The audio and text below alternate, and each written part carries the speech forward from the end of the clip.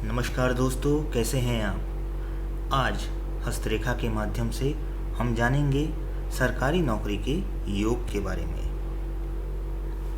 दोस्तों, जब भी कोई हमारे पास पामिस्ट्री कंसल्टेशन के लिए आता है तो 10 में से 8 लोगों का क्वेश्चन सरकारी नौकरी को लेकर ही होता है। उसमें से भी 2 क्वेश्चंस जो बार बार रिपीट होते हैं, उन क्वेश्चंस के बारे में हम इस वीडियो पे डिस्कस करेंगे। तो आप वीडियो को अंत तक देखिएगा, क्योंकि क्वेश्चंस के साथ साथ हम उनके रेमेडीज और उपायों के बारे में भी चर्चा करेंगे। तो आइए सबसे पहले उन क्वेश्चंस को जान लेते हैं जो आप सभी के मन में बार बार उठते हैं, और आप उसी क्वेश्चंस को लेके मेरे पास या किसी और पाम एनालिस्ट के पास जाते हैं। तो जो पहला क्वेश्चन है वो यह है कि लोग अक्सर पूछते हैं कि मेरी सरकारी नौकरी लगेगी या नहीं लगेगी, मेरे हाथ में सरकारी नौकरी का योग है या नहीं।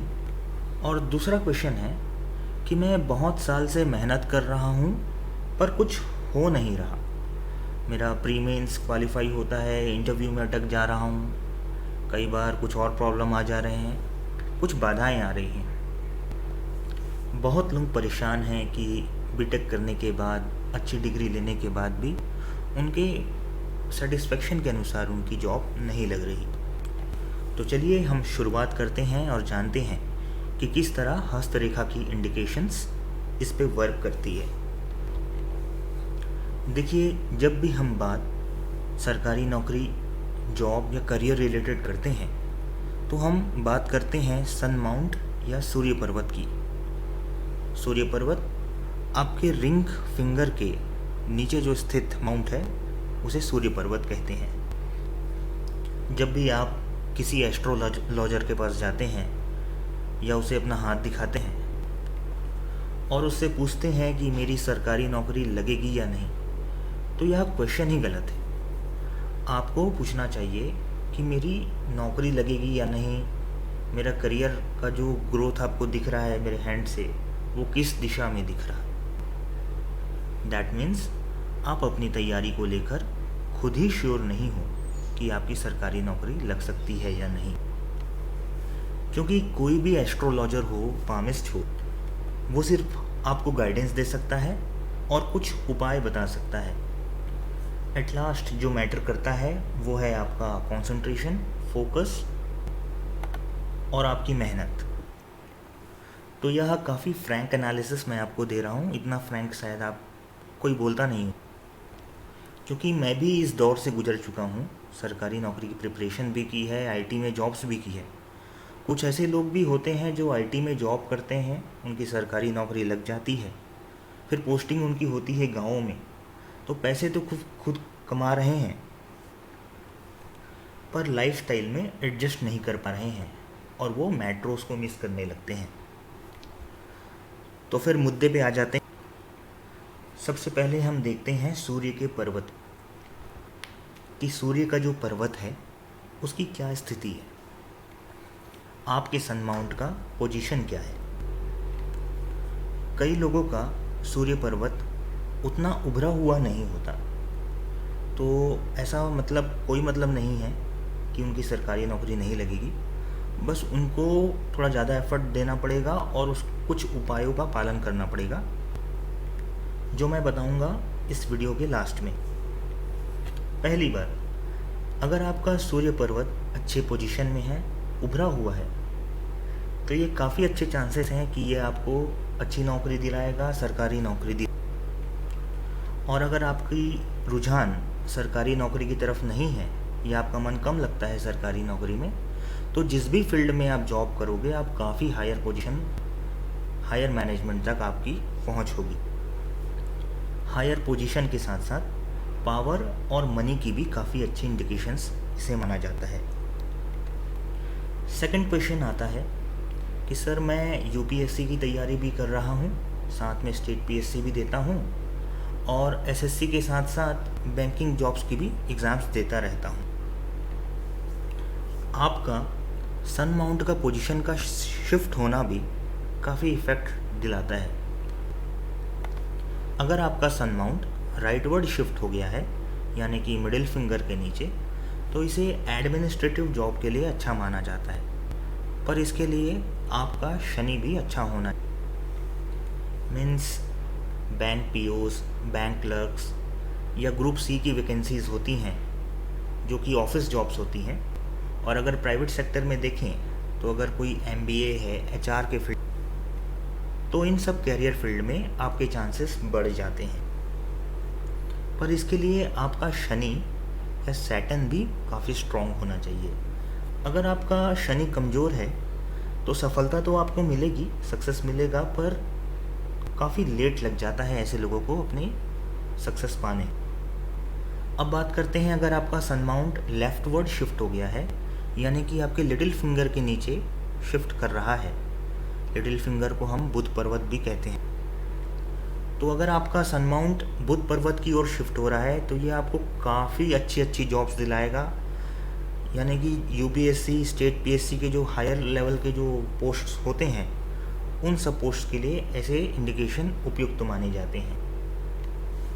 अब बहुत लोगों के हाथ में ऐसा पाया जाता है कि उनका सन माउंट ना तो लेफ्टवर्ड शिफ्ट हुआ रहता है, ना तो राइट की तरफ शिफ्ट हुआ रहता है, वो रहता स्ट्रेट पाथ में ही है, पर उसका उभार बहुत कम रहता है, बहुत वीक डेवलपमेंट उसमें रहती है।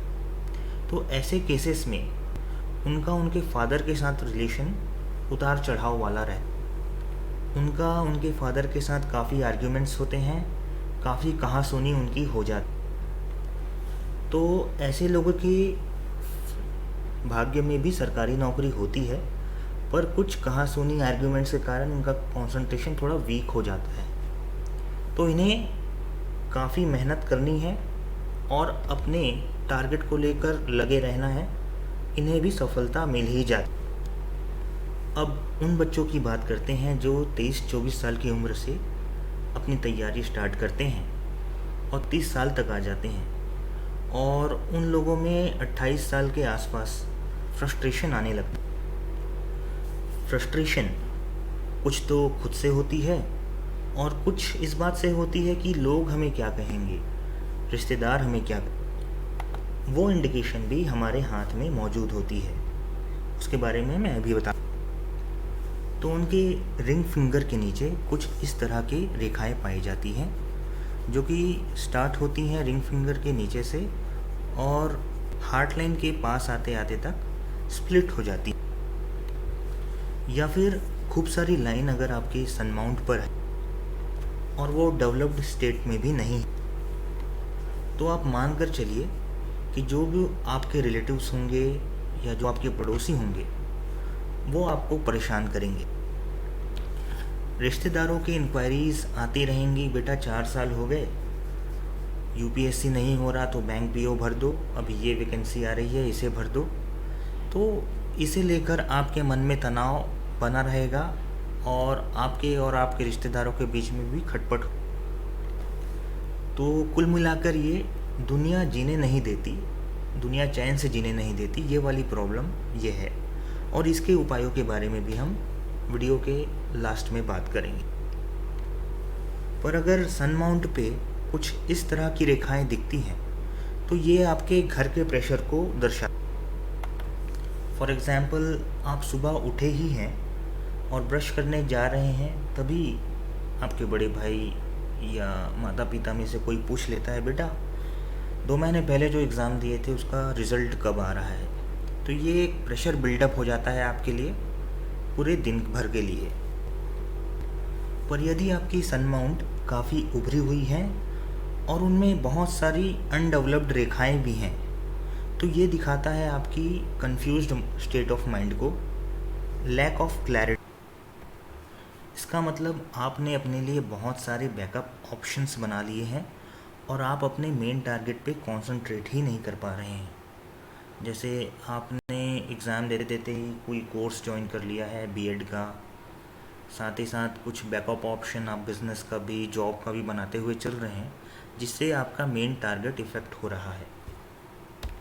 तो आपकी प्रॉब्लम है लैक ऑफ फोकस, और आप सही पथ पर चल रहे हो, सही रास्ते पर हो, पर रास्तों में ब्रेकर्स आपके खुद के डेवलप किए हुए हैं। अगर मेरी कोई बातों का बुरा आपको लग रहा हो तो मैं आपसे क्षमा मांगना चाहूँगा, मगर मैं आपको रियलिटी ही बता रहा हूँ।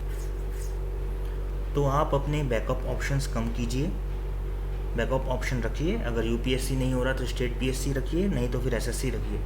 पर ऐसा भी नहीं है कि कोई भी आप टीचिंग जॉब्स के अप्लाई कर दे रहे हैं, कुछ और कोर्स में एनरोल कर लिया हुआ है। यानी कि आपको कंसंट्रेटेड एफर्ट की ज़रूरत है। नेगेटिव बातों के लिए सॉरी। और अब इतने सारे नेगेटिव बातों के बाद कुछ पॉजिटिव बातों को भी देख लिया जाए। अगर आपकी सनलाइन काफ़ी अच्छी है और काफ़ी नीचे तक आ रही है तो आप मान के चलो कि आपको सरकारी नौकरी मिलेगी ही मिलेगी। ज़रूरी नहीं है कि ये लाइन बहुत ही ज़्यादा प्रोमिनेंट हो, ये बहुत पतली भी हो सकती है। अगर आपकी सनलाइन काफ़ी छोटी है तो मान के चलिए कि सरकारी नौकरी तो आपको मिलेगी, पर उतनी प्रोमिनेंट नहीं जितना आपने अपने आप से एक्सपेक्ट किया था। उतनी सम्मानित नौकरी शायद आपको ना मिले। सरकारी नौकरियों के लिए सबसे ज़्यादा अपने सनमाउंट को स्ट्रॉन्ग बनाना आवश्यक होता है, और इसे स्ट्रॉन्ग बनाने के लिए किसी पंडित की ज़रूरत नहीं है। इसके बहुत सिंपल से उपाय होते हैं। अब उन इंडिकेशंस के बारे में जान लेते हैं कि अगर आपका सनमाउंट कमज़ोर है, पर अगर ये इंडिकेशन आपके हथेली में मौजूद है तो आप बहुत अच्छा परफॉर्म कर सकते। अगर कोई रेखा आपकी जीवन रेखा यानी कि लाइफ लाइन से निकलकर इंडेक्स फिंगर की तरफ जाए तो 100% गारंटी है कि आपको सरकारी नौकरी मिले। सन माउंट कमज़ोर है तो हो सकता है थोड़ा लेट हो जाए, पर अगर आपका जुपिटर माउंट तो सफलता निश्चित है। और जिन लोगों का जुपिटर माउंट और मरकुरी माउंट ये अच्छा होता है, उन लोग टीचिंग में बहुत अच्छा परफॉर्म करते हैं। अब हम कुछ रेमेडी या उपायों के बारे में बात कर लेते हैं जो हमें करने हैं हमारे सन माउंट को स्ट्रॉन्ग। सबसे पहली चीज़, आपको अपने फादर से रिलेशन अच्छे करने होंगे, उनकी आज्ञा का पालन करना पड़ेगा। अगर आपके रिलेशंस आपके फादर से अच्छे होते हैं तो इसका बहुत ही गहरा असर सन माउंट पर पड़ेगा। दूसरी चीज़, अर्ली मॉर्निंग सुबह सुबह सूर्य देवता को जल चढ़ाएं, और हो सके तो दिन में 1 बार से लेकर 3 बार सूर्य का पाठ। और जिन लोगों का सन माउंट बहुत ही ज़्यादा कमज़ोर है वे संडे को सूर्य का व्रत भी रख सकते हैं। ध्यान रखिए, अगर आप व्रत रख रहे हैं संडे को तो आपको नॉनवेज नहीं खाना है और उस दिन लीकर का सेवन नहीं करना है। तो ये थी हमारी एनालिसिस हस्तरेखा को लेकर। तो अगर आपको वीडियो अच्छा लगा हो तो इस वीडियो को लाइक करें, चैनल को सब्सक्राइब और बेल आइकन का नोटिफिकेशन ज़रूर दबाएं ताकि आपको हमारे वीडियो की जानकारी आसानी से मिल पाए।